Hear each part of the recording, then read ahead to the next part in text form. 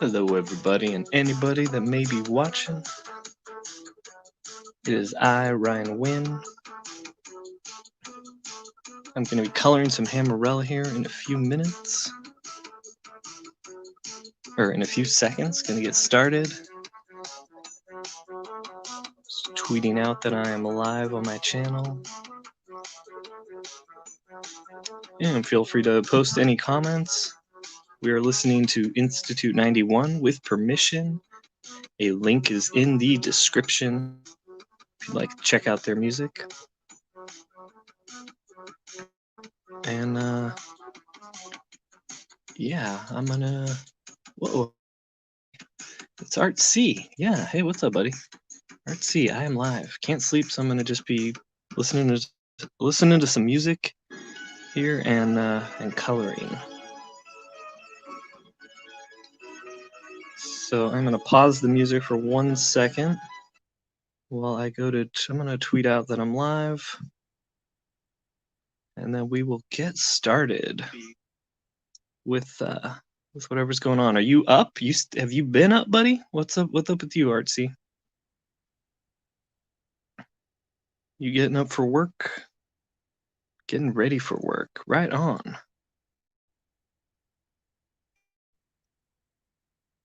I am supposed to be sleeping so that I can get up early and do work.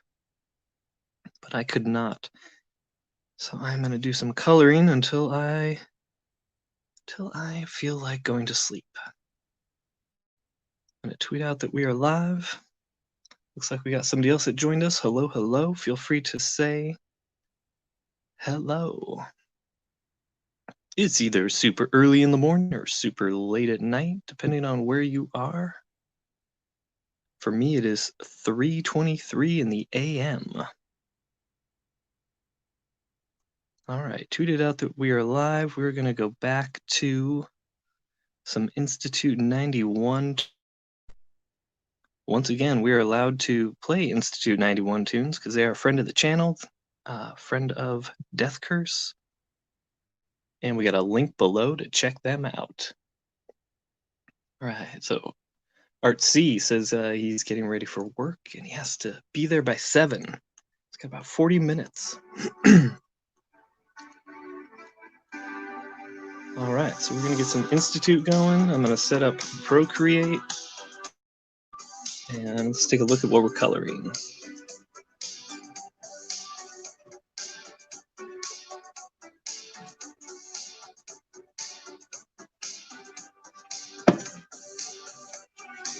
Sorry for that loud bang. Let's set my cup down super loud.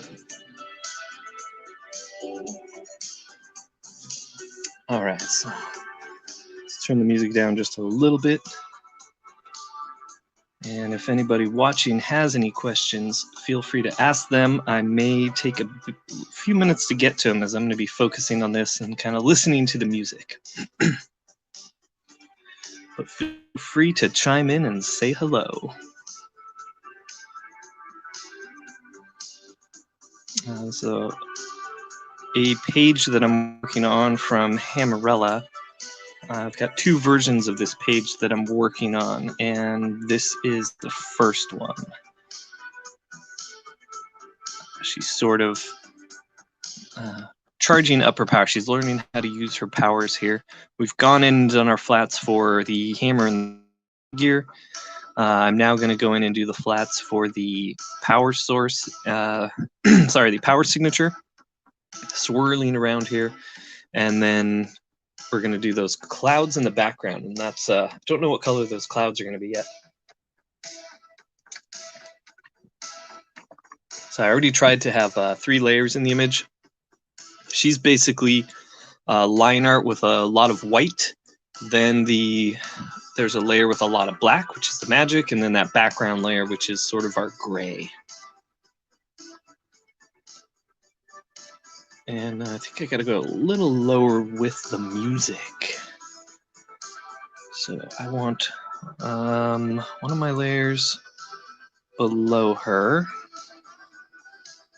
Come on, Procreate. There we go. Nope, that's not what we want. We don't want a group. I'm going to move her between these two blank layers. There we go. So this front layer will be renamed Power. That would be the Power signature layer. And the layer behind her will be renamed, let's call it Smoke.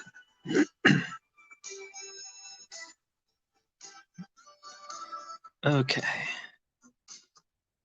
Power source first. Let's go to our select freehand. And I'm going to go around like this. Excuse me. Then I'm going to actually end up outlining her hand really quick. If I'd done the flats all on one layer, I wouldn't have to outline the fingers like that. I could just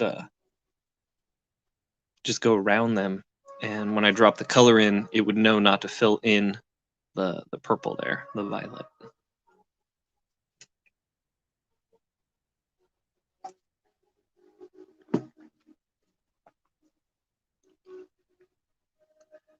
All right, so I'm gonna keep this up.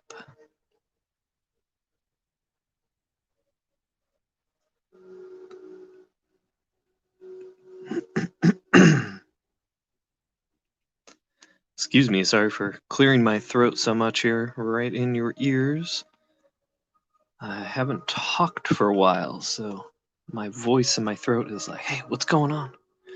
Why are you making us work?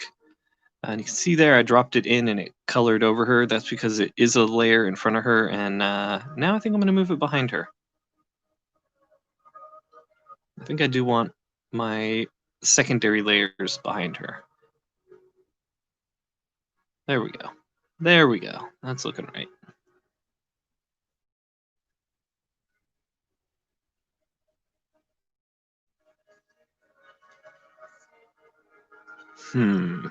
What about that smoke? There's going to be a lot of pink in with this blue and white, and she's very saturated with yellow and this sort of lilac color that her skin is. Hey there, Ashton Jackal. How you doing, buddy? Good to see you. Couldn't sleep, so I'm coloring here. So this is all very colorful. Obviously, I want the book to be very colorful. This is all smoke and dust and damage, so maybe we're going to do something neutral. Something in a orangey gray.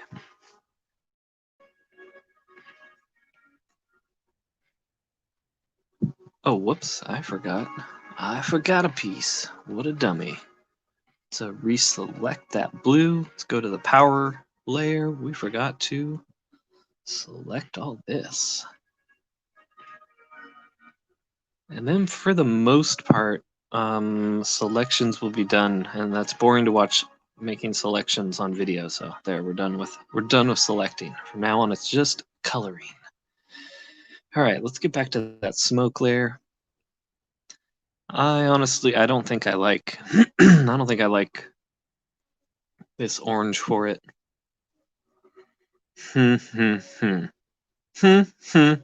What do we think? Let's do hue saturation play. So again, I'm keeping in mind that there is going to be pink in with that blue. Ooh, I kind of like the green. The green goes nice with her sort of purplish, orangish colors that are going to be mixing in there. Yeah, I think I like that for now. And in the story, it's a mix of dirt and machine parts that are kind of billowing in the smoke. Yeah, we'll do that for now. Now we're going to select the power, let's see, the power layer. Select the whole thing. I'm going to choose this hot pink sort of color. Let's go in and do airbrush.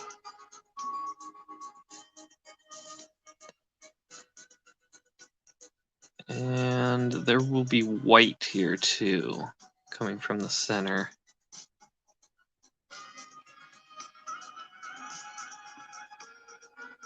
It's going to be pinker in the center and kind of that blue, more of that blue on the outside. I'm going to go back over it with some of that here. I'm going to go smaller on my brush. And hint at the blue there. Give it a little more blue here.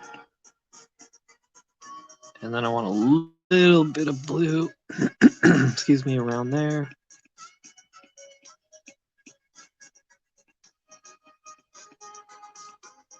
Okay, and then we go for white.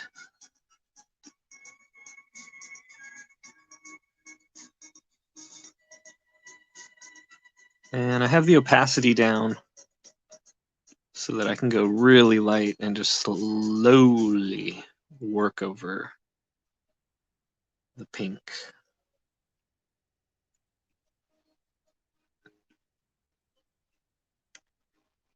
Turn the music up just a bit. Once again, this is the Institute 91. There's a link down below. We got permission to play their videos, so we will not be struck.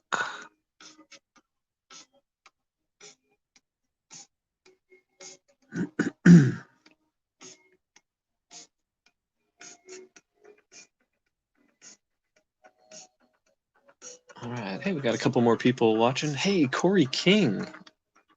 We don't get to have Corey live too often. Corey must be up getting ready for work or something, buddy.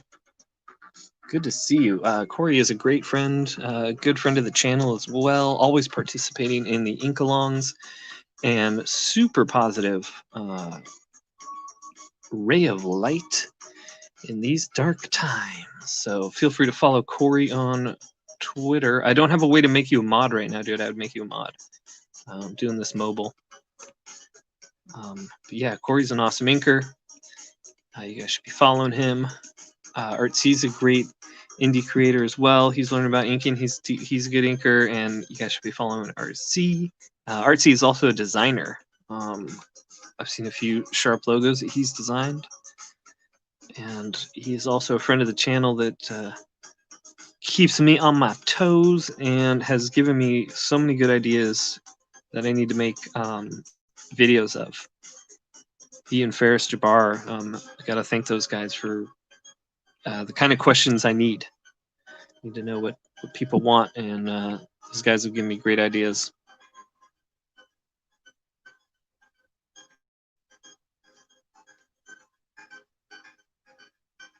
Let's see, we've got a Frog G in the house. Yo, yo, what's up, Frog G?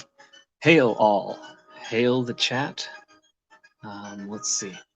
You know it, been crazy times from Corey King, but I'm always catching the after streams. Artsy Design asks, is this Procreate? Yes, this is Procreate. Oh, that was part of another question he asked. What do you use when you start to pencil in Procreate? When I'm penciling in Procreate, I actually use one of the pencils here. I believe it was Mike Henry, who has a thing called the Fat Pencil. And if you just look up Fat Pencil on YouTube and Mike Henry, he'll give you the settings for that. He might even have a link just for the actual brush, but it's just a tweaked pencil. I forget which one it is. It's like the HB or something, but he went through and just did a whole thing to it. And it feels like a real pencil, but it's got a pressure sensitivity, so you can get a nice thick line with it, nice beefy line. So yeah, Mike Henry, and he's also got a bunch of YouTube tutorials for like time-lapse videos for Procreate. I learned so much from watching his videos. Back to that airbrush. So this may all change too. Like I said, this is part of an experiment as well. I want to see like how much white I want to have on the page. Because I thought I had all the power signature stuff figured out, but there's always little things, different pages, different scenes that make me think about it a little differently. And these like big moments like this, these big splash page moments, I just want to have it right. Sorry, I mean to leave people's questions up. All right, I'm going to be head down looking at the screen again for a few minutes. Feel free to drop a question, and I will get to it. Let's play with this smoke layer a bit too.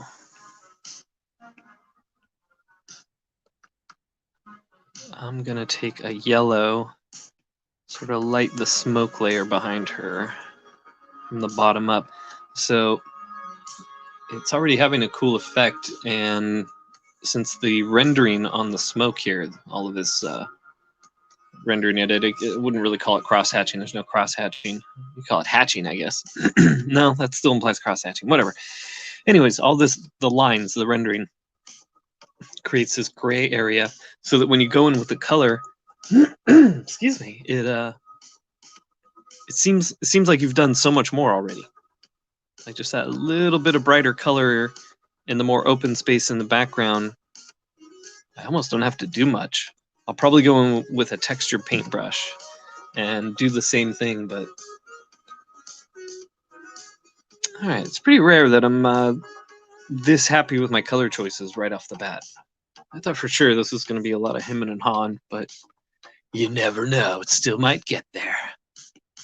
Let's even take white. I want to see how bright do we want to get behind her. No, not that bright. Wow, on the screen that's really bright, but I haven't really added that much white. It looks really white on the screen. But okay, now we get to do the fun stuff. So I will go back to the background and eventually add some texture paintbrush. But for now, I want to start with the figure.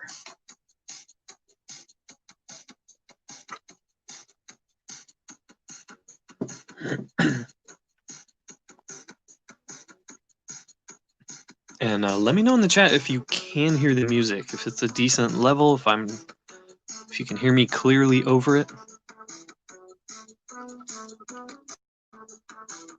All right, so what do I want to do? I'm going to select automatic. Now this is where I need to get into using masks. Like this week, I'm gonna figure it out.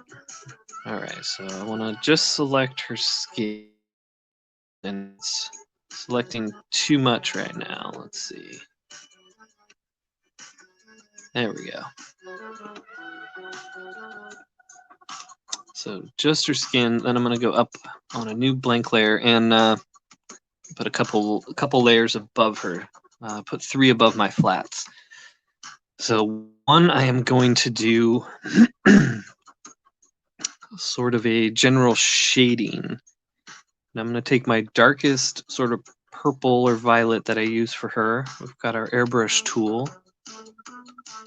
And she's going to be darkest at the core here. So I'm actually just going to kind of brush it darker there and then a little under the arms like this. And then I'm going to take, I'm going to go to the same color and just go up into the pinkish area with it. It's brighter, it's more saturated, and I'm going to lightly dust there, and then I'm going to reduce the brush size down really small and just lightly hit the sides of her head and face and shoulders. So just subtle shading. Sometimes you can just do a gradation, but I've got kind of dual light sources here coming from either side. And then since this is its own layer, I can mess with the opacity. Turn it all the way down, turn it back up. Here, let me increase that. Maybe you can see it better here. It's really subtle on the screen, but it's those subtle changes that make the difference. So that's my shading and highlights layer that I do lightly. Then I go to select again. And automatic, gonna hit up all her yellow bits that are the same color. I'm gonna go up to our shading layer. I'm gonna go with a deeper orange on this one. Slightly saturated airbrush, pretty big. And for the uniform, I'm going to get that airbrush really big, and we're gonna do heavier at the bottom, darker at the bottom. I'm gonna reduce a little and come up here. And we are just playing with light and shadow on the mass right now, on the mass of the figure. None of this is really about details. I mean, I am putting the shadows, putting the deeper color, deeper value where the shadows would be, but just like under the breast there, we're not doing a detail, and just down here we're just kind of hitting the legs. We're just lightly painting with that airbrush. I think can you see a difference there? Let's see if we turn off the layer, if you can see. Yeah, see? There you go. It's subtle, but it's those subtle differences. It's the devil's in the details, if you will. And I know you will. So then I want to do a similar thing to the white of her cape. The designer in me likes to keep white, just solid white, but I have found that people sort of they tend to prefer if the illustration has better illustration quality than if it's got a design aspect to it. We're gonna go with the blue right about there. Soft airbrush. I'll get to the questions in just a sec, guys. I know some of you are heading to work, so I don't want to miss your question. So after I do this blue here, we'll check that out. So again, this is really subtle and probably barely showing up, but it'll make a big difference in the final product. So let's see. Oh, hey brother, what's up? The Christian Nomad says, looking good. Very vivid colors. Thank you, sir. Yes, I have built my color palette off of old Marvel colors. And I've said this in a few videos if you guys have heard it before. I designed, let's see, up here. I went through the old Marvel Comics palette, and I created my 3 tabs here for my colors, my 64 palette color. Then after I did all that, I scrolled further down after an update on Procreate, and they have a Classic 2, and a Classic 3 that are all the exact same colors, plus a few more than my 64 that I had put. So that was funny. I wasn't mad, but that was funny. Frog G says, music level is good. All right, cool. Saw Corey say that too. I'm gonna scroll back and see what we missed. Got a few here. Corey King says, I know you're creating your own ink brushes, but are you using other brushes? All the stuff I've seen used still don't get that traditional look or feel. Yes, I start with what they have, and then I sort of manipulate. Like I would find a brush that I sort of like the bounce of, but maybe I didn't like the roundness of the shape or the pen, and I would go in and manipulate the shape. I'll show you in just one sec.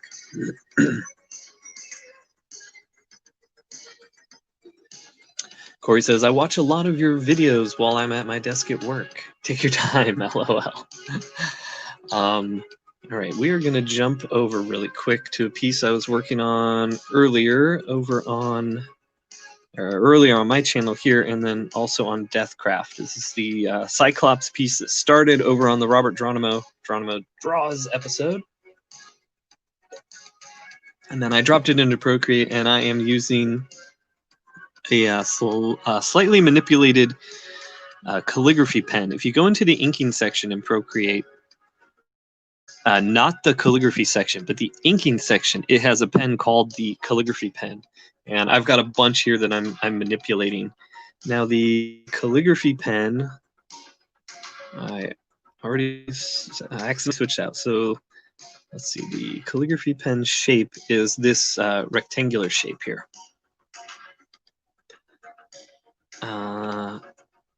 And that creates that chisel effect that you can see there. But it also, the way it comes set up out of the box, you can't flick and get thin. You can manipulate it and go thin to thick. It doesn't work as well on this little test pad they give you.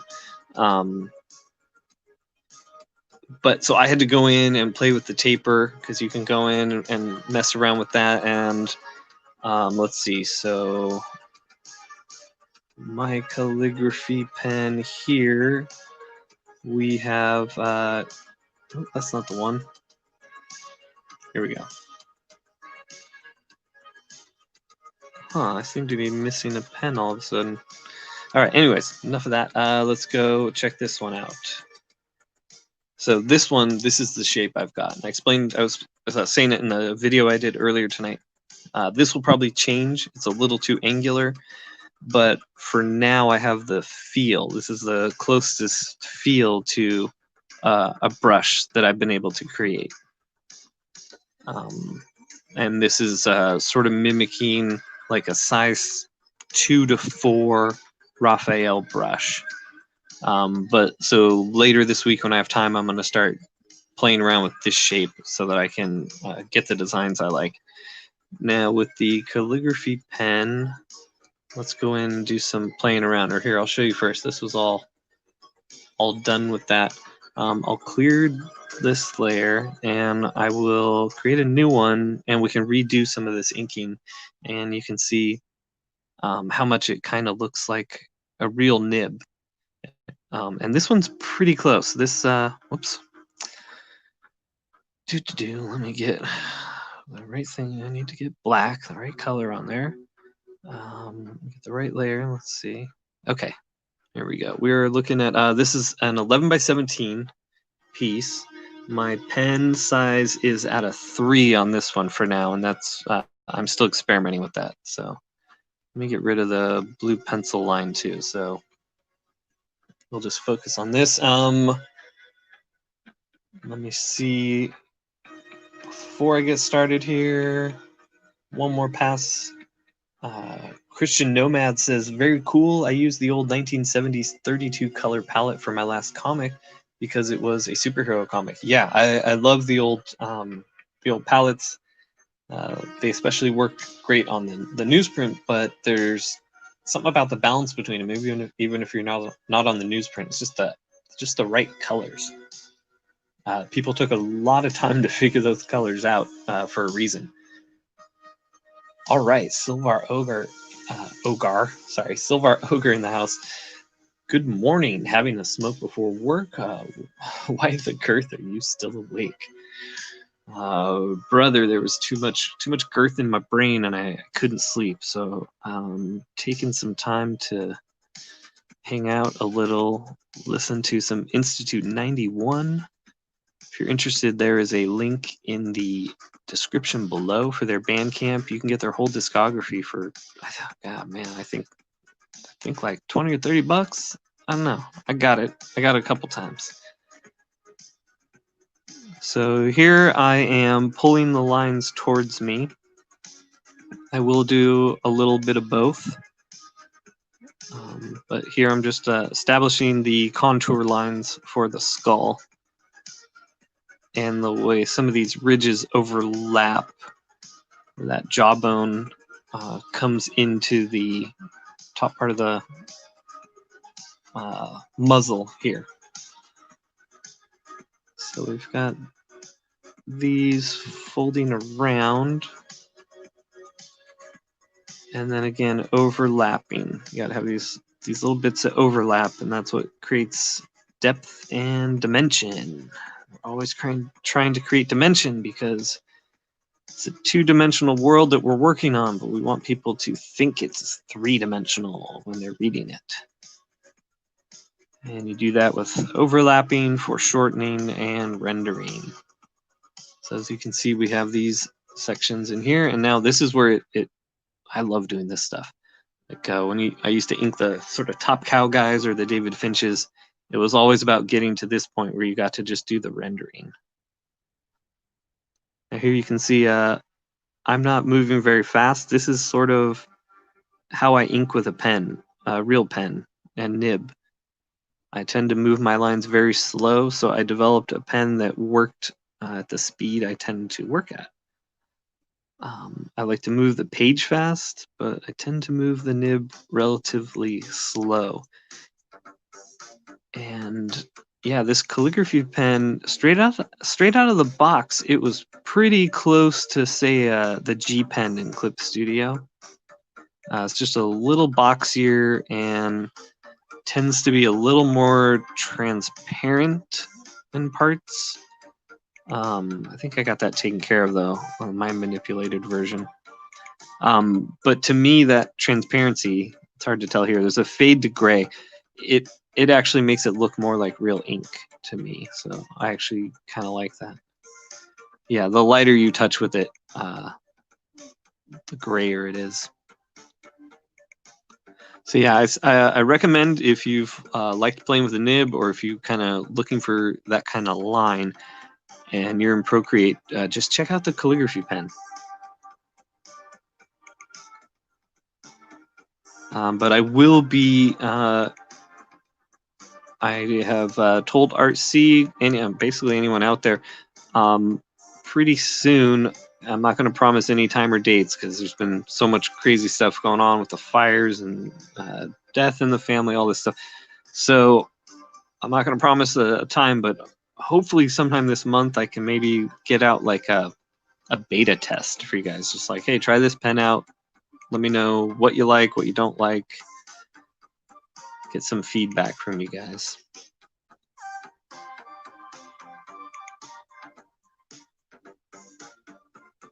All right, I said I would do the rendering, and I'm doing more of the lines. Let's the rendering's the fun stuff. So sometimes you'll want nice blunt end. Calligraphy pen's got a nice blunt tip.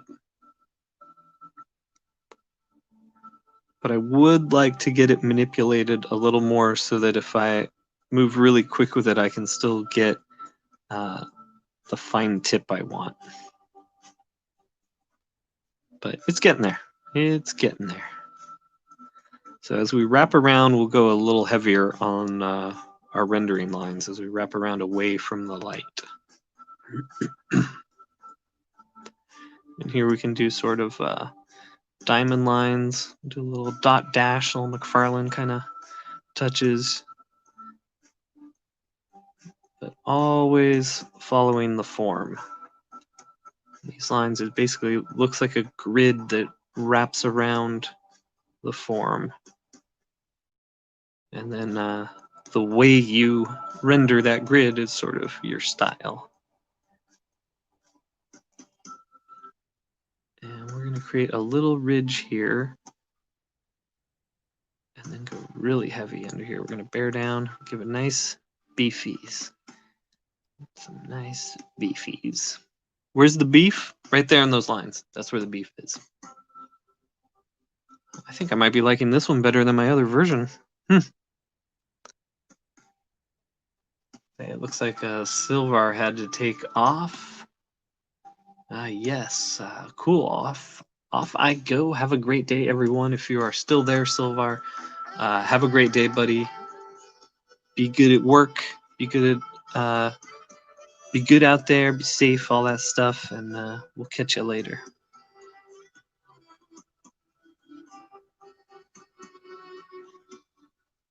All right, Corey King says he's been playing more in Procreate and he's getting more comfortable. Yeah, go ahead and play with it. Check out the calligraphy brush, man.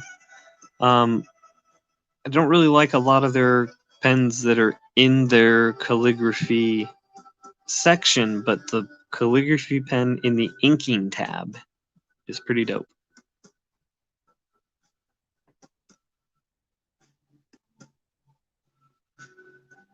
But yeah, I need to I'm gonna try to get tired so I can get some sleep. In about 8 hours, I got an interview with, I believe his name is Ryan Hawk of Bric-a-Brac. I don't know who he is. I don't know him other than I've seen him on a few streams. And he's got a Christmas book that is almost funded. And John Hervey and I are going to have a little chat with him tomorrow and see if we can't get him a few more backers. It's going to be the first of some of our Christmas episodes that we'll be doing in December.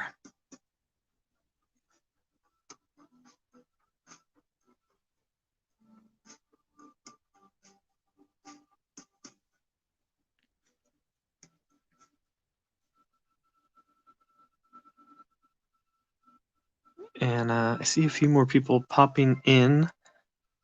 I will say hello and check out questions in just a sec.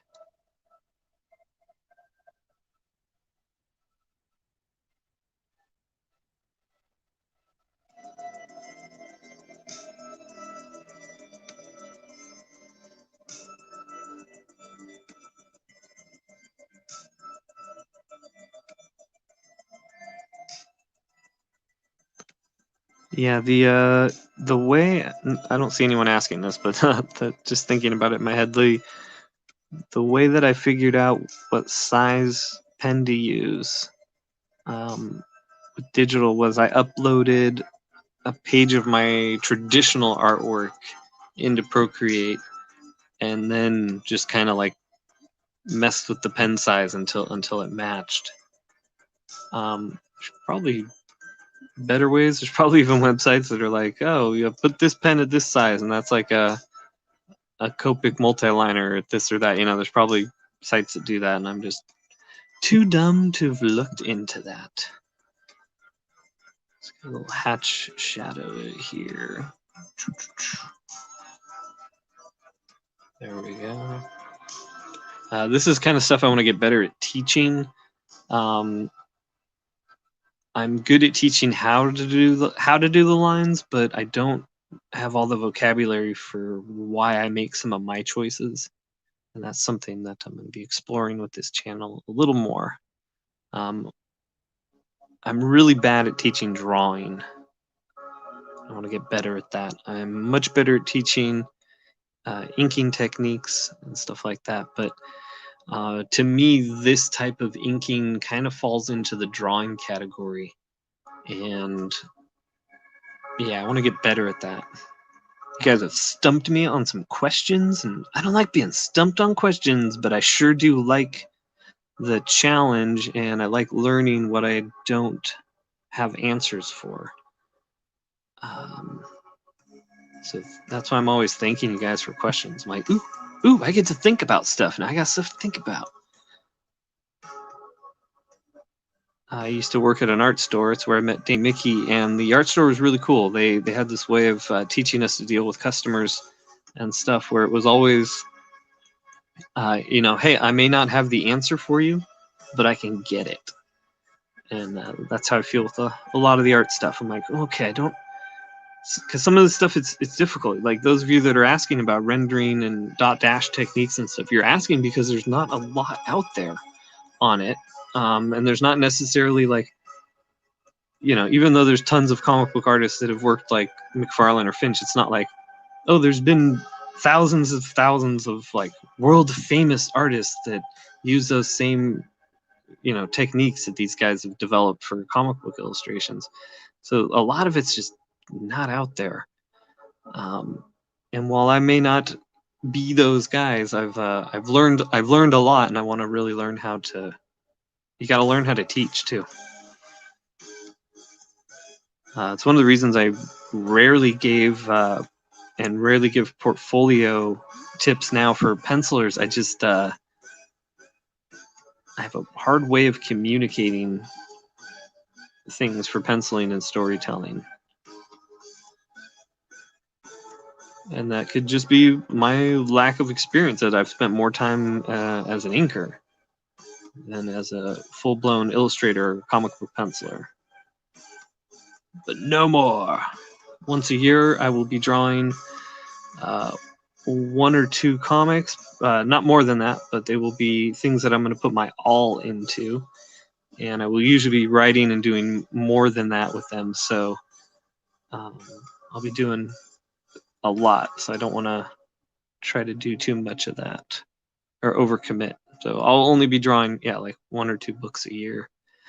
Dean will be handling the Gods and Gears series, and I'll be doing the once a year kind of annuals. All right, let me take a swig of water away from the mic and see what you guys are chatting about.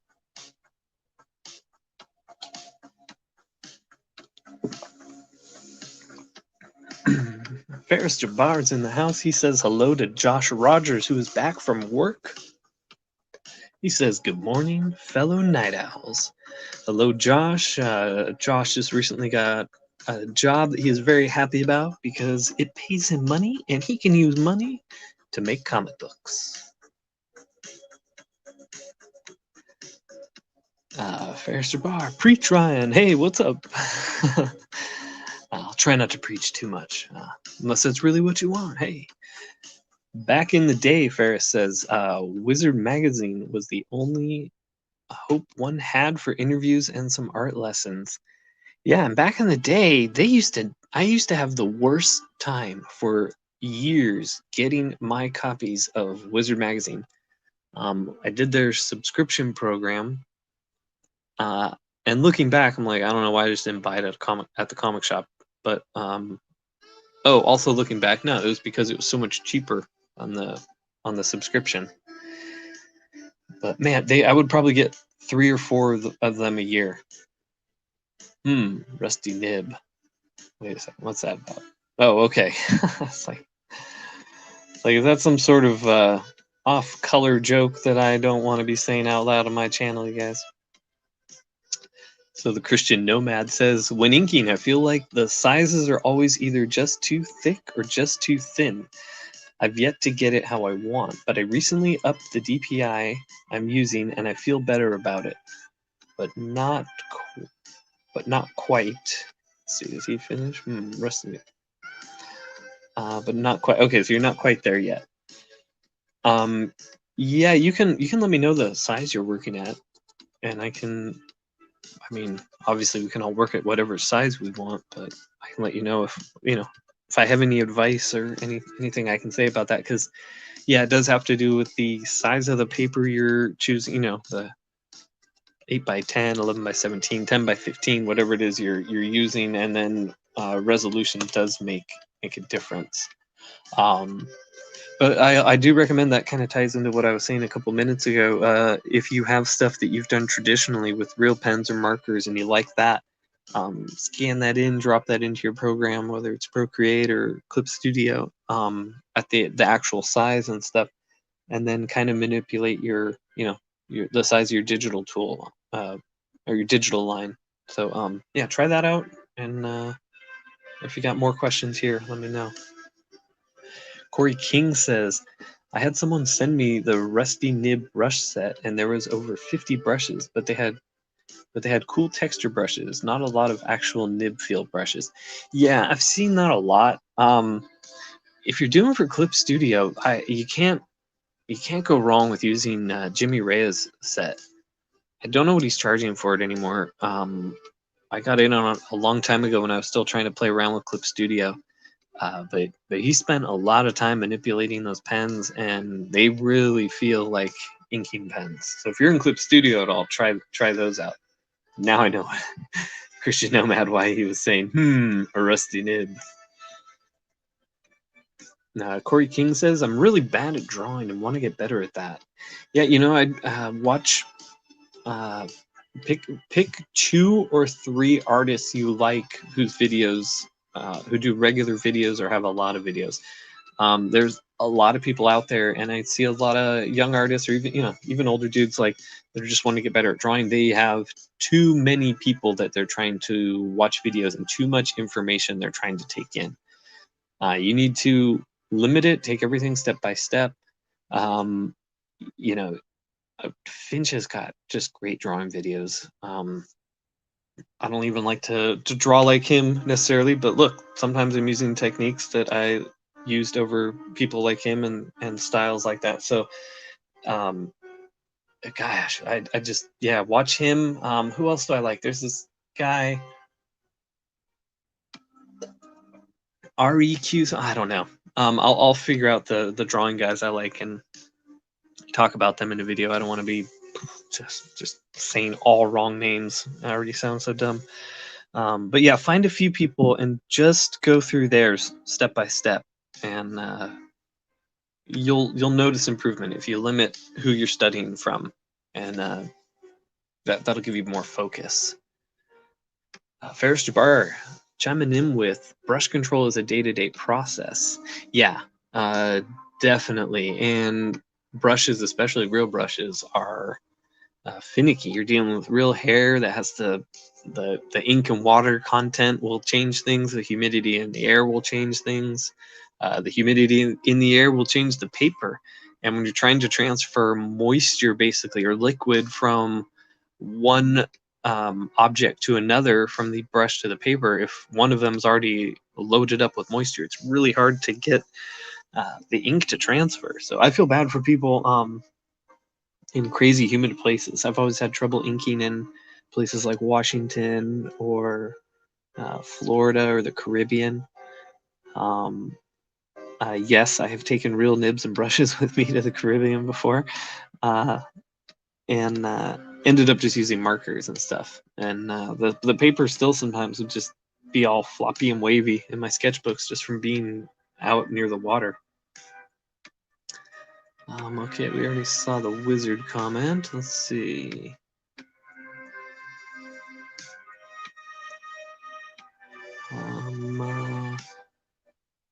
Ryan says, or Ferris says, Ryan, how do you think the comic resurgence will be? Ooh, boy, I don't know. Let me think about that for a minute. We have Derek Cavin saying, good morning. Welcome, Derek. Thank you for stopping by. Ashton Jackal says, I'm still here, just busy. Hey, that's cool, man. Stay busy. That's good. And we have Krista Bliss. Hello from the Philippines. Well, hello, my friend. I don't know if you speak, well, you speak English. I don't know if you speak Spanish too, or Tagalog, or if there's another language. I don't know how to say hello in that language, but hello. Thank you for being here all the way from the Philippines. I love, we've had the internet for many, many years, and I've connected with people around the world for years. But it doesn't get old to me that we can just throw on a live stream and all be connected everywhere. I love when our homies in Portugal show up, in Australia, and it's still so cool to me every day that we can all just from around the world pop in and hang out in the same room together.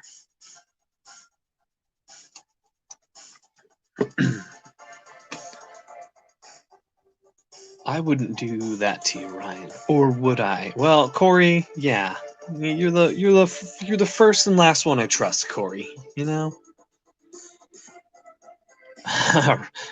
Josh Rogers says Ryan is the Bob Vila of inking. I got the beard, that's for sure. Hey, we've got an update. Hopefully Christian Nomad is still hanging out. I was using 8x10 at 600 DPI, but I moved up to 900. Oh, geez, 900. I've never done anything above 600. 900. Wow. That's huge. But at 8x10, I guess that reduces the file size. If it was 11x17, that would be, I don't even know how big the file size would be. Boy, that's big. Yeah, I wonder. I don't know. Man, we could figure something out for you. That is huge, but boy, it probably looks really sharp. Oh man, probably looks so clean. Josh Rogers recommends How to Draw What You See by Rudy de Reina. It is a classic. Yeah, that's a great book. Can't go wrong with that. Josh has been studying basically the art of creating, visual storytelling, things like that. So he's doing some deep dives into some books and really getting into it. Proco, yeah, Proco is great too. We got 2 people mentioning Proco. Josh and Ferris says Proco has great content to learn anatomy with 3D models, Corey. yeah, there's a lot of good stuff on that channel. Yeah, Corey's also super modest. I think I've only seen a couple things he's drawn, but he's a great inker, and it's one of those things that I can kind of tell from how good of an inker he is and how ambitious he is that he can take himself far with his art if he wants to. So much of it is attitude. I mean, I basically willed myself into the industry. I didn't have the money to go to school the way I wanted to go to school, and which is really all I wanted. I just wanted to go to art school. And obviously, you don't need to, but I wanted the opportunity to just like learn all the stuff they had at art school. I didn't know exactly what I wanted to do. It was all on and off. As a kid, I was like, well, heck yeah, I just want to comic. You get older, and you're like, now I want to sculpt, and now I want to paint, or now I want to do this or that. So I was just like, I'm gonna go to art school. So I couldn't go to art school. So then I worked at art stores, and that ended up being a huge benefit, getting discount tools, and then just meeting other artists that came in or other artists that got jobs there, things like that. While I was working at Aaron Brothers in Orange County in the late 90s, Billy Brackage started working there, and he and his family had just moved there to have the family help with their kids, have his in-laws help with the kids. They had moved from Austin, Texas, and Billy was one of the 2 artists and designers that painted the very famous Welcome to Austin postcard mural. Thank you for calling the Institute customer support hotline. Yeah, that's just an Institute song calling in the background. Institute 91, providing the beats for today, synthwave. Have a nice day. We have permission to use their channel, use their music, and we have a link for them in the description for their Bandcamp. Highly recommended. Great price for their whole discography. So I would work at art stores, and anyways, yeah, enough about Billy Brackage. We'll talk about him later. He's an awesome dude. But then I worked at another art store, and yeah, that's where I met Danny Mickey, and it wasn't as easy as when I tell the story. Like, oh, he came in, and I got to start working with him. No, I had to spend months and months doing samples and basically having to prove myself. So I worked at the art store, and then I worked at Quicksilver, and both places I was trying to break into comics while I worked at. And so I basically had 9 to 5, but I would get up at 5 in the morning, and I would eat, and then from like 5:30 to like 7:30 or 8, I would just ink. I would just be doing samples, and I would just focus. I would put some kind of music on or something, and just focus. And then I'd go to work 9 to 5. I'd come home. I'd have dinner. I'd hang out with my wife, and she'd probably go to bed around 11 or 12, and then I'd go back into the studio, and I'd work for probably an hour or 2, sometimes longer, but I would only sleep for like 3 or 4 hours. I was so determined to get good with the nib, because I knew I had to compete with guys that were older and had more experience. So I had to look at it like, all right, if this next inker that is sort of my competition, he's a few years older than me, he's been doing this, he has X amount of hours. So he's put in 12,000 hours into inking. Well, then I need to try to catch up. I need to spend more time with the pen and getting good with this tool. It needs to become second nature to me faster than it became second nature to my competitor. And that's how I looked at it. Everyone was my competitor. And if they were putting in time, I was putting in more time. They're running drills, I'm running more drills. They're pushing hard, I'm pushing harder. And I was always competing with the guys above me, and I was competing with guys that were way better than me. And I just mean that personally. That was my own personal, like, hey, Inker X can do these kind of lines this fast. Yeah, I can do that too. I'm gonna figure that out. I'm gonna get as good as him. And most guys didn't know I was competing with them, but um, that's how I found my drive and my ambition. It was that I was the youngster. You know, I came into this really young. I was in my early 20s when I started working with Danny, and a lot of dudes did not think I deserved to be there, and they were constantly telling me this. I hadn't earned my place. So I had to prove it, and Danny felt that he's like, "No, dude, you got to prove it." And also, these guys should know that I wouldn't have picked you if I didn't think you were the right kid. So kick ass, dude. And then he just he lit the fire in us, and us crime lab guys, and boy, Alan Martinez, Victor Olazaba, and myself. We pushed hard. We pushed super hard. I don't know guys that pushed. Very few people that pushed as hard as we did. Most of them were the Wildstorm bunch, the Extreme Studios guys. And, I mean, Extreme wasn't really around as much, but the guys that came off of that, those guys all pushed super hard too. It was all about being the best.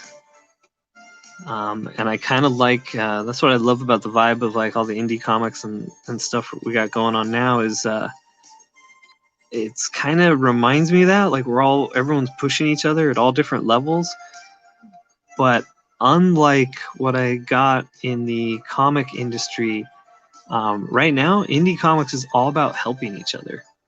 And I mean, yeah, I know there's squabbles and there's drama and there's BS like that, but for the most part, the people I deal with and the world I deal with is all people trying to help each other out. And the years I spent in the mainstream comics was all people trying to basically backstab each other if it meant getting to a place they wanted to get. I used to have pencilers like lie to editors about me. They'd be like, "Oh, I sent him this stuff and this or that," and I'd be like, "No, I didn't get any pages." And then I assumed like, "Oh, they'll get this sorted out." And then you even get messages from pencilers like, "Dude, don't tell him I didn't send you the pages. Just tell him you have some and you haven't started yet," or something like. I'm not taking the fall for you, you dumbass. Excuse my language.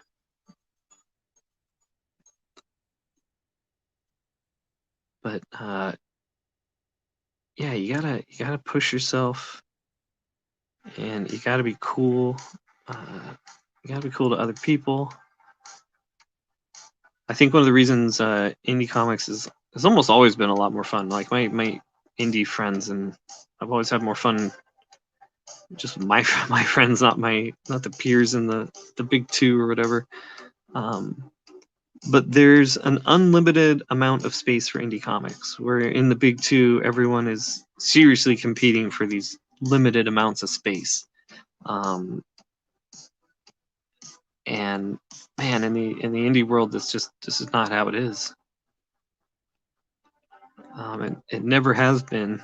And what's funny too is the only like kind of toxic people I've ever come across that were in the indie world were like most of the people that have ended up at the main two in the last few years that have made that a really unfun place to hang out. So I think that's pretty funny.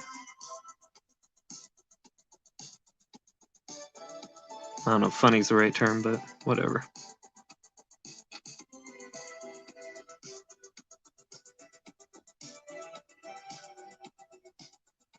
Yeah, these last three years somehow turned into my favorite years in comics. I thought they were going to be my least favorite years in comics. The way so much stuff was going down with people, and this year's been so crappy in so many ways. But man, so many of the connections I've made and so much fun has been had. We are having so much fun on YouTube. I've seriously never had so much fun making comics or hanging out with people that make comics than this last couple years. All right, let's see how this is going. This is my second time inking this. This is just for a demo. I was going to do a few lines, and I'm actually having so much fun with it. And we're going a little longer than I planned. I thought I'd be getting really tired by now. So, and we were going to be coloring. You sneaky, cheeky monkeys. I want to be working on this. I wasn't supposed to be inking. I'm supposed to be coloring. This coloring mellows me out. Makes me want to fall asleep. Oh, I forgot. Ferris was asking some questions here. Comic resurgence. What else we got here? Sorry, Ferris. We got a big one here. Is Image Comics reducing their number of titles? Curious as to how their admissions process will change with the closing of so many retailers. Plus, with moving studios on hiatus, streaming seems with movie studios on hiatus, streaming seems to be the only option. I have no idea what Image is doing. I don't care what Image is doing. I never want to work with Image again. So, yeah, I've had bad taste in my mouth with Image for years. So I don't pay attention to what Image is doing at all. I don't really care. I hope the best for them and their creators. I do sometimes buy Image titles if it looks good. The Ghost Tree was amazing. Simon Gaines, one of my favorite artists, and yeah, that was great. But yeah, sorry, I have no idea what's going on with Image. Other than I just know I'll never work with them again. Ferris Bar says those are the only current options for IPs. Oh, I see. Yeah, it's a place to show them. Yeah, man, I don't know what they're gonna do though. I didn't know they were cutting titles. It makes sense. Hey, Joe Catapano, it's here. Oh man, you guys should follow him. He's got a great new book coming out. It's Star Circuit. Yes. Oh, I remembered one, guys. I'm always calling things the wrong names on live streams, but I remembered Star Circuit. It better be Star Circuit. Let me know if I got it right, Joe. No, but it's a great looking book. He came onto my radar through the open mics on Peter Smeddy's channel. And boy, it's a sci-fi racing book, so you know it's right up my alley. So yeah, Corey, also sorry for derailing your coloring stream. We've devolved back into inking, slowly rubbing hands together and nodding evilly. Thanks, dude. No problem, of course. Josh Rogers says, that was a weird YouTube bug. My comment showed up twice. Disregard that. Yeah, no problem, buddy. Gonna disregard this too. Out of here. All right, I got a hell yes from Joe. Looks like I got it right. Star Circuit. All right. And Artsy looks like he's at work already. Cool. Glad you got there safe, buddy. Oh yeah, it's 20 minutes after. He can't chat at work, but he's hanging on listening. And Josh Rogers, I always tell him too. I say the same thing, Josh. Josh says, don't get in trouble, Artsy. Ryan can't write you a note, but he knows what he's doing.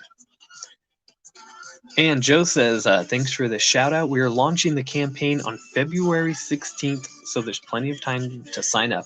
Yeah, Joe, we'll have you on the show, and we'll be promoting the heck out of Star Circuit. You're gonna do great, buddy. All right, I'm gonna get into this here. I want to do some highlights on my figure now. So I'm gonna select the layer that is just the figure. Then I'm gonna go up here to this empty layer. I'm gonna come over here to my special awesome color brush 2, which is just another manipulated brush, type of inking brush. And I mess around with the opacity, and let's see.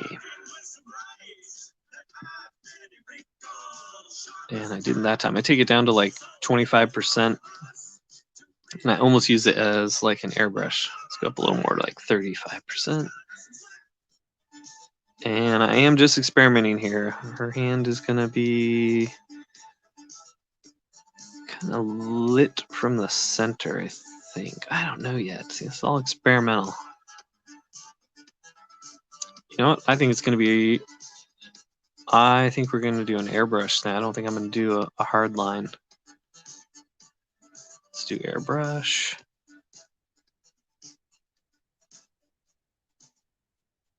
Yeah, that's what we're going to do. I'm going to keep increasing the brightness. Yes, there we go.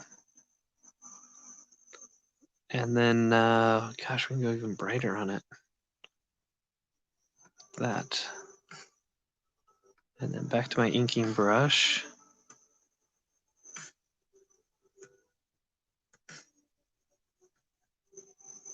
Whoops, let's go back to our pink.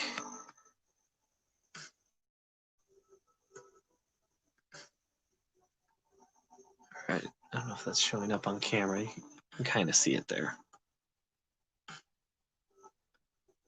I'm going to give this sort of pink highlight here for powers, and then there will be a white edge too to really push the light.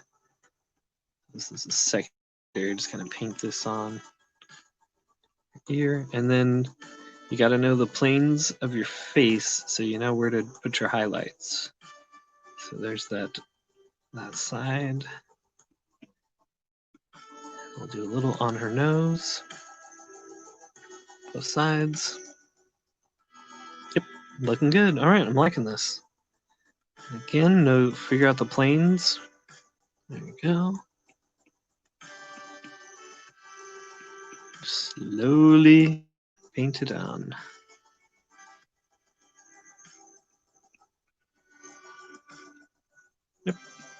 Yep, this is going just fine. I'm going to thank you guys and Institute 91 for creating the vibe. I thought this piece was going to be much more difficult for me to color. I wasn't sure what I was going to do with it. Even though I'm using similar colors as before. I still just wasn't sure. Let's bring this up on her chin a little, see how that looks. Let's bring it around here.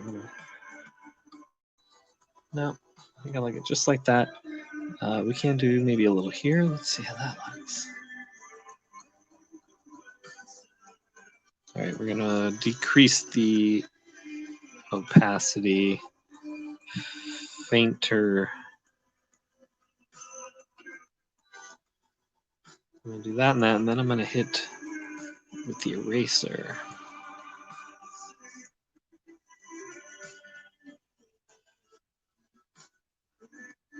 All right, there we go. I'm liking that.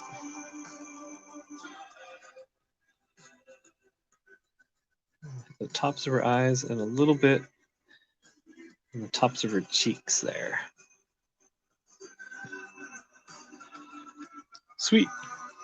That went a lot easier than I expected. Now do the same with the white to just really push the highlight here. But again, we're not going as deep in with the white. Look at that pink transition. I might still want a darker transition there too. We'll see. We'll see. It's all experimenting.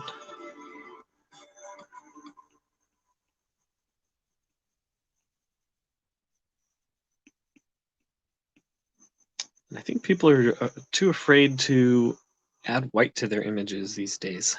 Kids these days, not enough white. Hey, now if you look at some, if you're trying to do like cool superhero stuff, like look at some classic stuff and like look how much white there is in the image. Don't be afraid of white. Look at photos. Look how much white rim lighting, stuff like that. See, look at that. She's coming to life.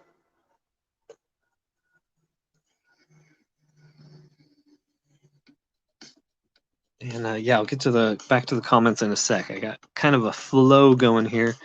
So I want to highlight her orange armor now. So again, we're gonna figure out where our this isn't dark enough. Go with the orange. I'm gonna figure out that edge again. It's like her face comes up here. It's that edge where the forehead meets the side of the face, and you follow that up on the helmet as well. We'll give those little dark lines there. And then, let's see. Then I'll choose a bright yellow. We'll push against that. It's almost white, but not quite. Ooh, I like that. Ooh, that really looks metallic. Oh, yeah. I'm stoked. All right, cool. Let's keep doing that through here. So, I'm not sure what layer I'm on. Okay, good layer. Good layer. Good job. Just hitting the yellow, and you can see here it didn't make that much of a difference because of the orange transition we have on the shadow, and that's okay. That's actually what we want. We want this shadow color should be very similar to the darkest part of the armor down here, and it'll slowly fade to that. As you can see, you see it less and less. See down here, you don't even see where I'm marking. But I still want to remove those because I can see them a little bit. So. All right, so that, and then I'm gonna do this one more time because this will be a highlight on. We got to do like an edge light or like a rim light. Duh, I don't know why I called it an edge light. Maybe I am getting tired finally, eh, guys? Getting tired. Haven't been able to sleep much lately. So thank you for joining me.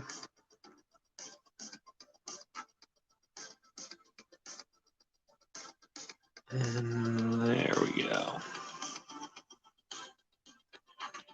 I'm going to hit what I did do with a little bit of the eraser. Just to soften the transitions a little.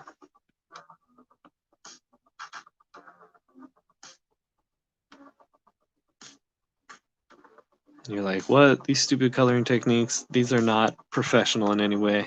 These are not like the other guys' videos. Yeah, well, I'm not the other guys. The other guys are professionals, you guys. I'm a dummy.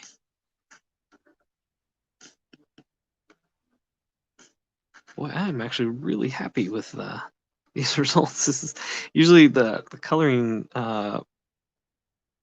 when I don't have a premeditated idea of what I'm doing, it takes me forever. But I'm starting to be really happy with these choices and the outcome. And again, I'm going to thank you guys and Institute 91 for creating such a good vibe. All right, that's looking good to me. Let's see what you guys are saying. Hopefully you guys are talking to each other too. Ferris Jabbar said, I thought as long as you were able to maintain a monthly schedule and the sales after 3 months are okay to solid, then you have a shot at image. Yeah, you do, but boy, your sales have to be solid. And they do very little advertising or promotion. You can end up owing them money for your gig. I don't like that. With us, our first issue was selling really poorly, and they didn't tell us until way too late that they were cutting our 4th issue, and we only had 3 issues. So we had to like change up our story completely. Yeah, you can do all right there. Most people, I would say probably 80% of the books they publish are really just for the writers to have something, the writers and their agents to have something to hand Hollywood. And I know that from writers telling me that. But yeah, I don't pay attention to what Image is doing anymore. Artsy Design says, no, it's good. I work construction, so I sneak every now and then. Right on. I did a little construction. I've always worked around construction, being the family owns a sign shop. But the only construction I ever did is my only job was demolition, and boy, I had a good time knocking places down. Yes, Josh Rogers says sci-fi racing book sounds amazing, Joe. Yeah, and the artwork looks fantastic too. It's going to be a great book. Ferris Jabbar says, love the background work on this piece and the colors. Oh, thanks, dude. Yeah, I think I'm still going to end up printing this one up and inking it traditionally. But I'm doing a lot of the work in Hammerella, sort of tradigital, is what we've been calling it. So I'm penciling it normally and then inking it digitally. But I think some of these splash pages and stuff like that, I want to ink them traditionally. So get in there with the brush and do some fun stuff. Wow, thank you so much, Ferris. Overall, great piece.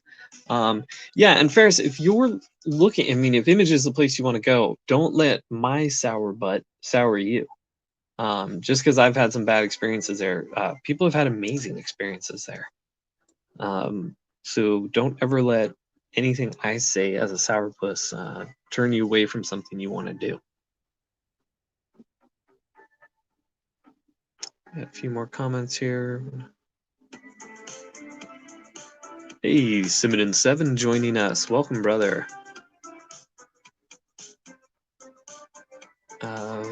Let's see. Cut and grad is the way to go. Yeah, I do that. I do that sometimes too. I'm actually probably gonna do that here, but this the way I got this pen set up, it kind of makes it look like a cut and grad effect, like a cheater version. But yeah, the cut and grad is can look really sharp sometimes. I tried to avoid it as much as possible at first because I thought it looked too modern when I was doing Gods and Gears. But then I learned that there were places where when you did it right, it worked with the style, and I was really happy with it. And I kind of let go and realized that some of the modern coloring techniques would really work well. I could still make it look classic, but also to a modern reader, it may not look like an old book, because I realized I didn't necessarily want it to look like exactly like an old book. I didn't want someone to be turned off by that. I just wanted it to have that feel. I'm trying not to shake the phone as I scroll. Ferris Bar says, yeah, it seems as though it just got harder for the average person with no industry contacts or printed work to get a foot into getting their work considered an image. It will take a while. Yeah, they used to be way more into kind of like first timers, people that weren't that well known. Obviously, they want to bring in big names sometimes because it helps sales and interest and everything. But it kind of, I don't know, probably like in the last 5 or 10 years, it became this little like club of people that you kind of had to get in with. They weren't really considering people that they didn't know. A lot of people with agents getting them their work, things like that. Ferris Jabbar says, or no, Simonin says, it's like 4:30 on your place in the sun, Ryan. You barbarian. Yeah, I couldn't sleep. I am getting tired here. I'll probably get going in the next 5 minutes. A professional dummy. That's me. I'm a professional dummy for sure, Artsy. Josh Rogers says, I first saw Hammerella on Ryan's website. I think that was in spring. Yes, that was the first place we debuted her.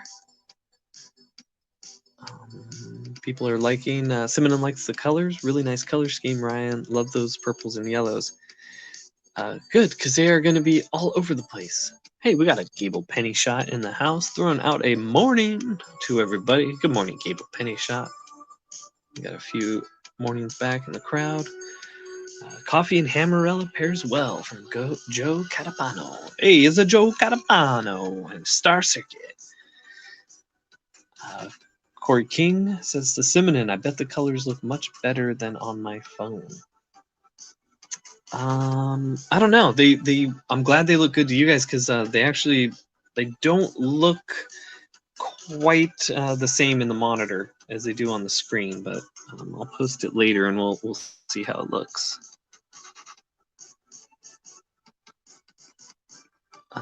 Do a few more things there, and then I think I am going to do like a I'm gonna hit the eraser here again on this little shadow part, and then I think I'm gonna do a little cut and grad here.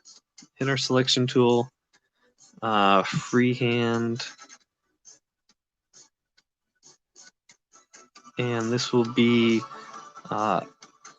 sort of to represent that there's a basic light source kind of from the top,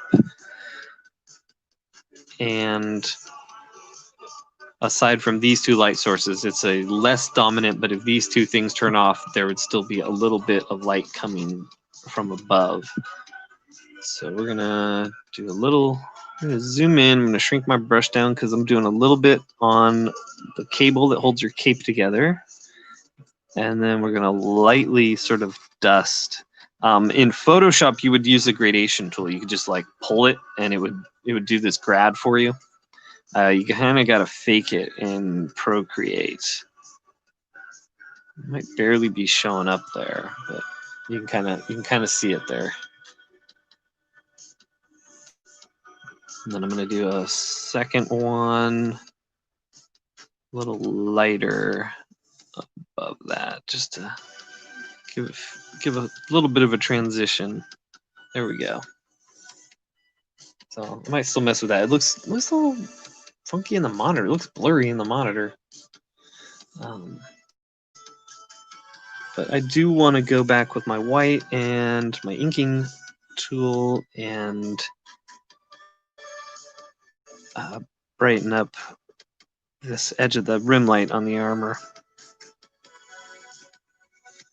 A little on her cape there.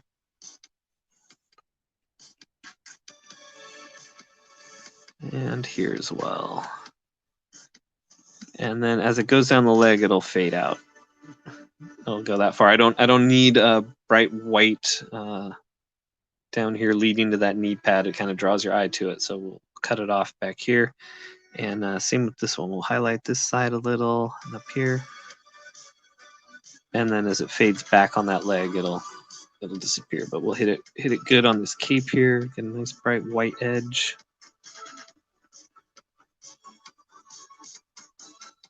There we go.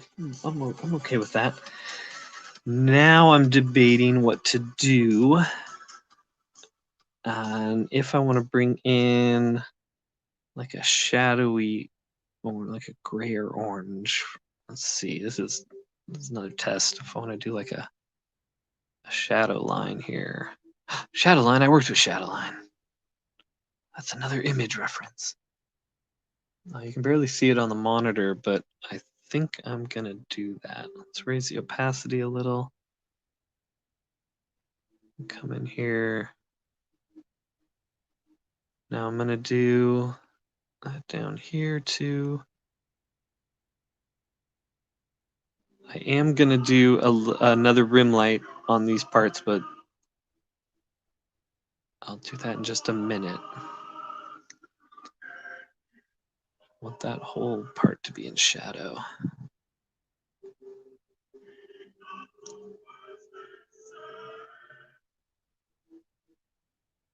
Maybe where the joints in her armor are. That's too much.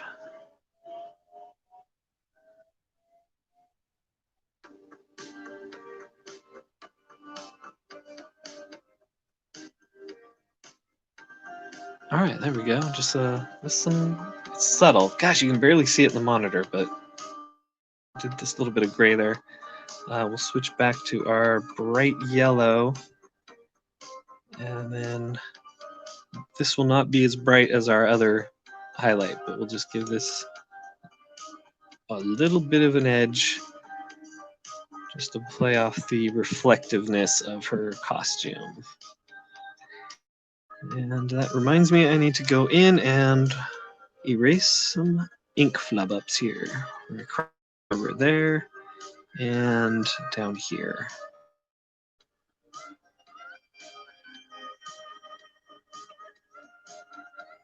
There we go. Okay, then back to our white so we can do the highlights on her armor here. I'm gonna raise that to full opacity. I'm on the wrong layer. How embarrassing for me. Okay, There we go. Do that, and then a little bit of an edge light. I keep calling it edge light for some reason. That means I'm getting tired. Rim light on the knee pads.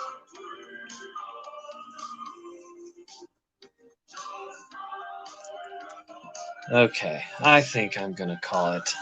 I'm gonna look through the questions one more time, see what you guys have to say. Sorry for shaking the camera there for a second. I will hold it steady now. Yeah, Hyper Kaiju says late night inks. It's early morning inks. Good to see you, buddy. Ferris Jabbar says more and more it's becoming a more writer medium with companies looking to lock up the top creators to studio deals to churn out content for streaming. Yeah, and ever since the artist broke away to do image and stuff, they changed the focus dramatically. Joe Catapano asks, any reason why you work in Procreate over other software, Ryan? I don't like, let's see, how to say it. In Procreate, I like how easy this moves. This spins as fast as I spin my paper. And Clip Studio on my iPad, it moves in, it's kind of chunky the way it moves. I do know, it's Procreate doesn't touch Clip Studio when it comes to all the other options for creating comics, because Clip Studio is basically designed just for making comics and manga, whereas Procreate is mostly designed as a painting app. So I also really just like the way the feel of the inking pens in Procreate, but it was mostly this that made me kind of settle with Procreate for inking. I do like the pens in I really like Jimmy Reyes pens in Clip Studio. I'm gonna probably be talking to him a little bit about taking a look at the pens I'm working on for this and see what he thinks about those. But yeah, it was mostly I need to be able to spin that page really fast. That's how I work in traditional, and yeah, and Procreate's just, they've been really good to me. They've treated me really well. They helped me out. They're always answering my questions, and it was super inexpensive. And I love the painting part of the app. It's one of my favorite things. It's one of my favorite things. So hopefully that answered that question. Simon agrees with Ferris. The writers are the driving force these days. Corey being nice, kiss him a butt. He says the colors look good through here, but on a big screen or in person, they're likely much more vibrant. Yeah, the purple's coming out. Purple looks the same, but some of the gradations and the transitions don't read as well. So someday I got to figure out. You can't on StreamYard. You can't share mobile, so I can't work from my tablet and share the screen. But once I get over 1,000 followers on YouTube, I can go straight from Procreate to YouTube. So we'll be doing some stuff like that. Ferris Jabbar says, never used Procreate, always lived in Photoshop, but you can definitely tell Procreate is the Apple of digital coloring.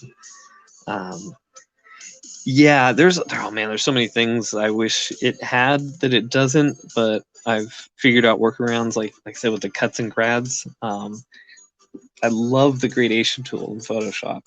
Absolutely love it. It's so cool. But I've made do with the airbrush in Procreate. Dynamic art will always sell a book unless the writing is so good that it can't be ignored. Yeah, that's true. And that has happened, but even my favorite comics, when I reread them, I seldom reread the lyrics. I seldom reread the words. I just look at the art. When I was working with Joe Weems, he did a thing that I kind of ended up picking up where if you can, basically he just liked to read comics from the art. He didn't really care what the dialogue was. And if he liked it enough when we got through it, he would go back and read the words and see if it made it any better. But To him, it was that same thing as when you were a kid, where he just wanted to look at image to image and let the art tell the story. Hey, Marv, what's up, brother? He just came to say hi. I'm at work. Keep rocking, buddy. Yeah, hey, I'm done in a minute. I'm just running through these comments with the homies, and then I am tired. I'm gonna crash out. I already repeated that and repeated that, and I keep hitting it. Great comment, but we can keep moving. Catch 'em good Z's, Ryan. Thank you, Simonin. Josh Rogers says, yeah, Corey, the Ink King demands 4K for more authentic viewing experience. And let's see. Writers are so good, they deserve all the praise they get. Yeah, some writers. No, that's true. Love it. Awesome, tacular. Very nice, Marv. Marv has a really cool war comic he's working on called Sin Killer. And he's a good friend. We're gonna be having him on the channel and checking that out too. Ryan's working with Spencer Desmond. Shush! Don't tell anybody that. I'm so embarrassed to be working with Spencer Desmond. He's such a beast. No, Spencer's a good friend and part of the Death Curse crew. We'll be talking about our upcoming 24-hour comic, the Death Curse 24-hour comic challenge, which will be broken up into smaller chunks so that everyone can actually participate at the same time. So all of the writing and ideas can be done outside of these streams, but then all of the artwork for the comics has to be done within the 24 hours on the stream. So I think we're breaking it up into 8 3-hour chunks, and there are going to be fan participation ways and a challenge contest basically. But tonight on Death Curse, we are going to be discussing that stuff and getting your guys' feedback and things like that. Hey, Ashen Jackal says, hey, I'm back. Bet you missed me. We always miss you when you're not around, Ashen. But I am going to be wrapping up here in a second. Simonin says, have a good day, Joe. And Ashen, good to see you at this ungodly hour. Let's see. I don't know what you mean by this, Ferris, and it's because my brain, I'm super tired right now. If so, thoughts on book? Yeah, probably about a minute if you want to fill me in on what I'm missing about that. Corey King says, I use Jimmy's Kolinsky brush in Clip Studio. It's my go-to. Very cool. Yeah, it's got a great feel. And once I might start using Clip Studio more once I get, or if I ever get like a Wacom tablet or anything like that, or a big, the Huion or something, to get something bigger to work on with it that allows it to move smoothly. But also at this point, I am so dialed in with Procreate that I'm just super happy with it.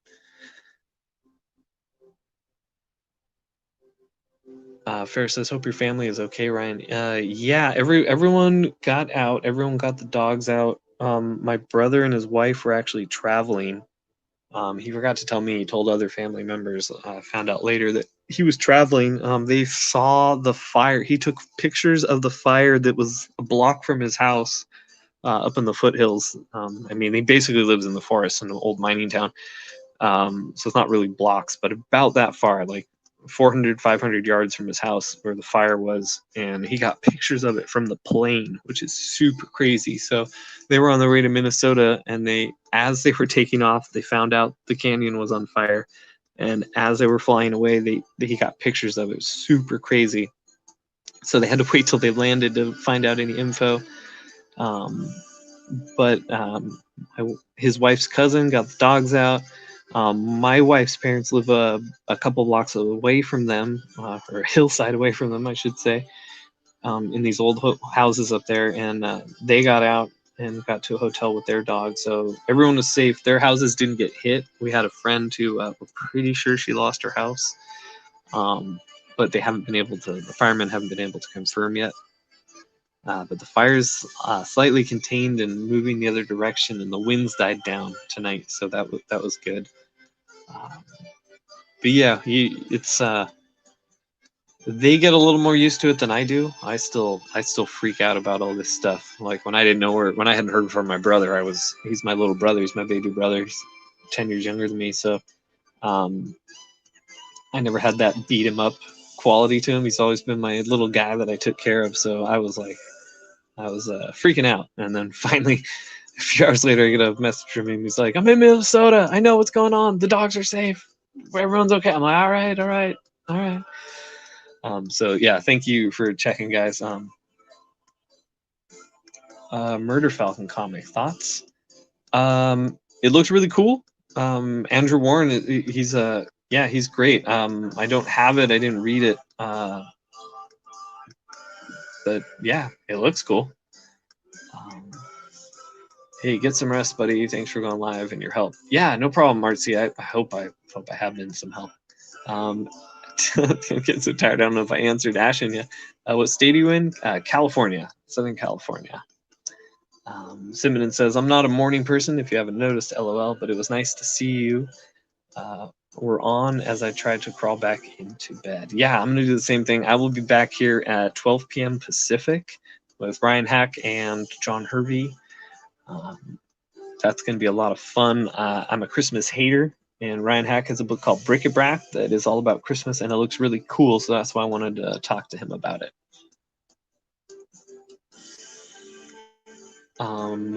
Hey, we got Mark McHugh. I haven't seen you chime in yet, buddy. Thanks for hanging out. What do we got to say here? Really enjoyed this impromptu stream. Been a fan of your work for years. Branching into the indies, alternate, and CG has really brought out your best. Hey, thanks, dude. Yeah, it's I've always wanted. My whole goal was to like just basically use the big two to make indie books, especially with Dean Kotz. 10 years ago when I started working with DC, that was the whole plan. That year I was gonna make it big at DC and use all my royalty money to pay Dean to make comic books with me. And didn't quite turn out that way. It took 10 years and ended up not using using that big time royalty money to pay for Gods and Gears, but we got it made and we got it out, and now we're getting Hammerella going. She's funded. Thank you guys for that. I forgot to thank you this stream. I just want to thank everybody every time I see them. Thank you so much for that. We've already reached our first stretch goal at 13,000, which is going to mean baby Hammerella pages. I got a fun short story. Simultaneously, all the Baby Yoda stuff was going on. So no, this is not me trying to do a Baby Yoda thing. I've wanted to do this for quite a while, and I've got sort of a fun Wile E. Coyote kind of story to do with her hunting as a young baby. So that'll be fun. And then if we get to 15,000, I'm going to be adding a bunch of extra pages to the story.